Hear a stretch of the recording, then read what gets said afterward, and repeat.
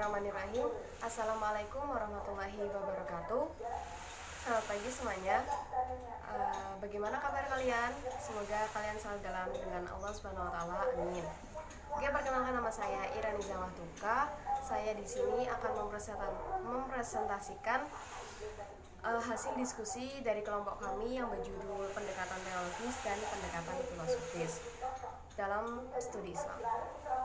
Oke, langsung saja saya akan menjelaskan definisi pendekatan, yaitu pendekatan merupakan cara pandang atau hasil pemikiran seseorang yang digunakan oleh seorang pengkaji untuk menganalisis serta memahami Islam secara mendalam dengan menggunakan ilmu-ilmu atau teori-teori. Dan ilmu-ilmu atau teori-teori tersebut digunakan untuk menganalisis permasalahan yang berkaitan dengan agama dengan tujuan mempermudah ruang lingkup kajiannya. Dan poin yang kedua yaitu pendekatan dalam studi Islam. Kata pendekatan secara bahasa dinamakan dengan matkal dalam istilah Arab dan approach dalam bahasa Inggris. Jadi pendekatan merupakan suatu perspektif atau paradigma dengan menggunakan disiplin ilmu tertentu sesuai dengan fenomena yang menjadi fokus kajian atau studinya. Jadi para pengkaji itu akan mengkaji ilmunya dengan menggunakan ilmu-ilmu dan teori-teori yang sudah ada. Mungkin itu saja yang dapat saya sampaikan untuk poin 1 dan 2. Dan poin selanjutnya akan dijelaskan oleh teman saya. Terima kasih. Oke, selanjutnya saya akan menjelaskan mengenai pendekatan teologis dalam studi Islam. Jadi, pendekatan teologis atau agamis yaitu suatu pendekatan yang sistem penilaiannya menurut pandangannya sendiri dan berpegang teguh pada norma yang berlaku. Meskipun teologi dapat dianggap sebagai salah satu cabang ilmu pengetahuan yang memenuhi kriteria saintifik, namun ada sisi tertentu bersifat mendasar yang menjadi distingsi dengan ilmu pengetahuan pada umumnya. Distingsi sendiri dapat diartikan sebagai perbedaan. Nah, yang dimaksud distingsi dalam konteks ini yaitu bahwa teologi mendasarkan diri pada wahyu atau doktrin keagamaan, sedangkan ilmu pengetahuan lainnya bersumber pada akal dan indera dalam sistem epistemologinya. Demikian pula, teologi juga menggunakan akal dalam kerja epistemologisnya. Hanya saja fungsi akal lebih sebagai sebuah instrumen untuk dapat menangkap, menganalisis, dan mensistematisasikan apa yang terdapat dalam wahyu. Dan kemudian sebagai salah satu cabang ilmu pengetahuan agama, teologi menurut Lonergan merupakan metode transenden yang terjadi dalam 4 tahap, yakni mengalami, memahami, menilai, dan memutuskan. Selanjutnya, mengalami adalah merupakan data keagamaan. Kemudian pemahaman berarti menghayati makna-makna. Lalu penilaian adalah mencari atau mengukuhkan kebenaran. Dan yang terakhir adalah putusan. Dan putusan adalah pengakuan atau komitmen terhadap nilai.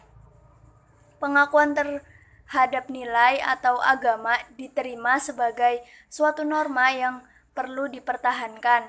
Keberadaan pendekatan teologis ini dalam konteksnya dengan studi agama pada umumnya dan tentu dengan studi terhadap agama Islam utamanya kadangkala disebut pula sebagai pendekatan normatif atau agamis, dan bahkan ada pula pendapat yang menggabungkan kedua tersebut itu bersamaan sekaligus hingga menjadi pendekatan teologis normatif.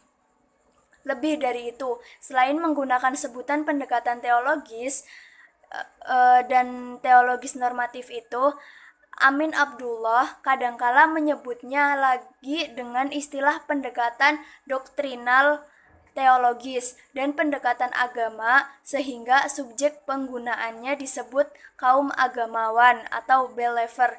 Pada umumnya, kajian normatif agama Islam dikembangkan oleh sarjana muslim untuk memperoleh ilmu pengetahuan atas kebenaran keagamaan Islam.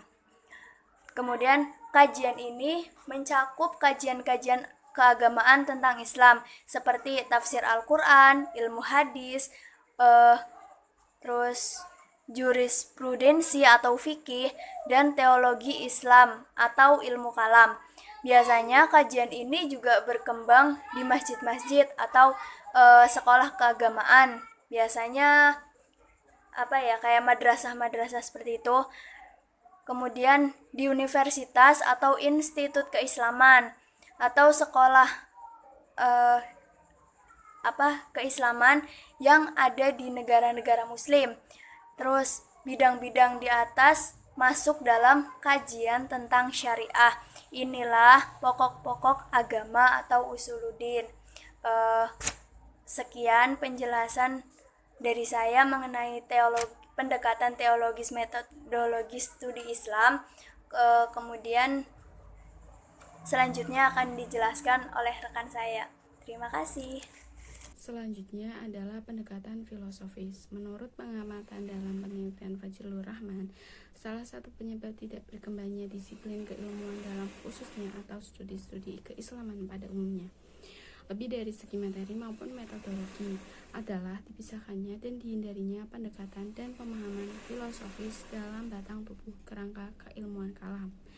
Menurutnya, disiplin keilmuan filsafat dan pendekatan filosofis pada umumnya sangat membantu untuk menerobos kemacetan, bahkan jalan buntu yang dihadapi oleh ilmu-ilmu apapun. Ini adalah contoh aplikatif pendekatan teologis dan pendekatan filosofis dalam studi Islam.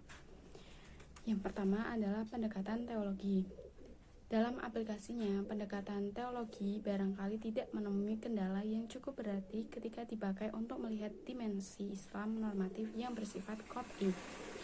Persoalannya justru akan semakin rumit ketika pendekatan ini diharapkan pada realita dalam Al-Quran maupun hadis yang tidak tertulis secara eksplisit, namun kehadirannya diakui dan bahkan diamalkan oleh komunitas. Contoh yang paling konkret adalah ritual tertentu dalam komunitas muslim yang sudah mentradisi secara turun-temurun seperti selamatan, tahlilan, atau kenduren. Oke, itu saja penjelasan dari kelompok kami. Kurang lebihnya mohon maaf. Terima kasih. Wassalamualaikum warahmatullahi wabarakatuh.